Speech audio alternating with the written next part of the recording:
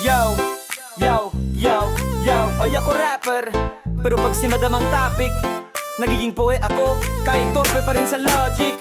Let's go! Ako'y torpe, certified walang duda. Pag sa'y dumaan ako'y nikawalala sa ruta. Di ko kaya lapitan, di ko kaya kausapin, hanggang pahirit-hirit lang parang joke na bitin. Pasulyap-sulyap, parang CCTV.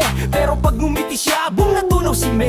Nagiging estatwa, parang Rizal sa luneta. Di makagalaw kahit gusto ko siyang makakwenta. Estatwa sa sulyap, torpe sa harap, pero sa puso ko ikaw ang pinakapangarap. Di man ako makalapit, di man ako makasambit, pero sa bawat ngiti mo ako'y parang nasa langit. Yagiosa, kaya ako'y tahimik. Di ako epal, respeto ang aking panitik. Pero pag siya'y nag-post, ako'y nagla-like, nag-heart react. Kahit di ako makamic sa GC, comment lang. Ang ganda mo today, sabay takbo walang bang. Pag nagkakasalubong ako'y nagiging ninja. Pero sa loob-loob ko, gusto ko siya ligawan sana. Pero teka lang, wag mo kong husgahan. Di ako duwag, ako'y gentleman. Di ako makulit, di ko siya guguluhin.